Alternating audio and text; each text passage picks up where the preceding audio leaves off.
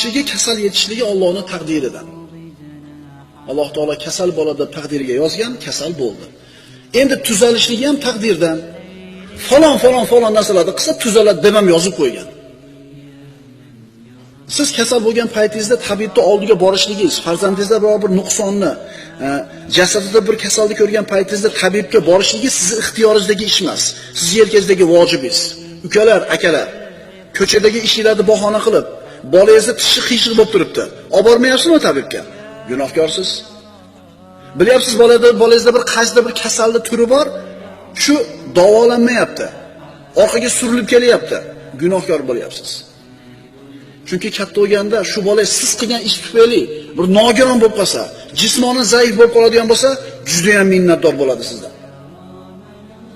O'sha paytda menga qaraganinglar shunaqa bo'lmasdim ekan deb bir marta aytgan paytda chiqib ketadi bunnilardan buloq bo'lib topgan hamma narsalar. Oilalardan, farzandinglardan oshsalar bir narsa qilinglar. Chunki sizlar qiyomatda javob berasizlar mana shu farzandlar ustida. Ulfatlar turib tursin, somordagi osh turib tursin, ko'chadagi jinnikat yurishlarimiz turib tursin. Mana shularda xizmatini qilishimiz kerak. Oshsak ekan boshqa birovga vaqtimizni beraylik. Chunki qiyomatda javob beramiz buni. Ulfatlar bilan oshmaganingizgacha javobgar bo'lmaysiz. U muboh, xohlang qiling, xohlang qilmang. Ammo bu vojib edi erkingizdagi. Sizdan boshqa hech kim qilmasdi bu narsani.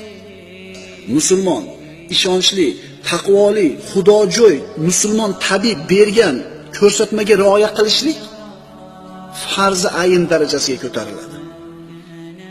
Bunday qilasiz, hoji aka, eni yaxshi bo'lib qolasiz inshaalloh desa, shuni qilmasangiz gunohkor bo'lasiz.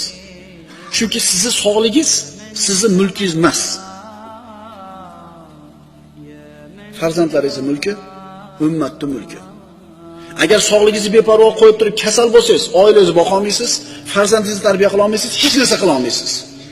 Xuddi shunga o'xshagandek farzandni jismoniy tarbiyasiga yoki biror bir kasaldan qutulishligi uchun tabib ko'rsatma berdimi, farzi ayn darajasiga ko'tariladi. Uni so'ziga amal qilish.